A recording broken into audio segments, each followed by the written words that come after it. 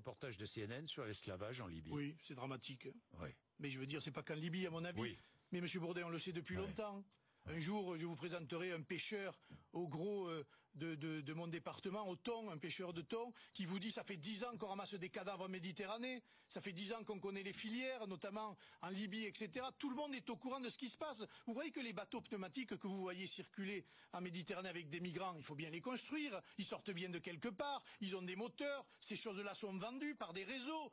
L'armée française, la France est au courant. Pourquoi on ne fait rien? On est allé intervenir à Benghazi, paraît-il, pour empêcher un bain de sang. Aujourd'hui, nous avons le bain de sang et un esclavagisme moderne par rapport à l'Afrique dont personne ne parle. L'esclavagisme moderne, il n'y a pas d'esclavagisme moderne, il y a un esclavagisme. Voilà, tout simplement. Sans compter le soutien des gouvernements français à des dictateurs africains qui permettent précisément la misère de leur peuple et qui les poussent à l'immigration. Et ça, on doit en sortir rapidement. Vous avez tout un tas de pays comme ça. Je pense au Congo-Brazzaville, par exemple, qui est on va dire, une semi-dictature aujourd'hui. Personne ne dit rien.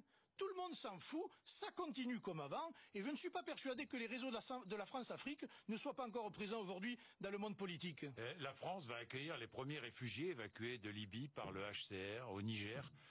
C'est le rôle de la France d'accueillir aussi.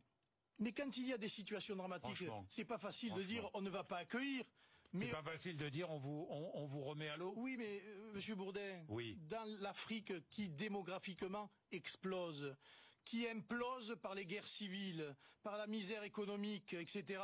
Mais nous avons alors vocation à recueillir des centaines de millions de personnes à l'avenir. À un moment donné, il faut être cohérent. Soit on veut stopper l'immigration et on fait un vrai co-développement avec l'Afrique, et on y met les moyens, et on arrête de soutenir un certain nombre de dictatures, soit on ne le fait pas, eh bien on subira,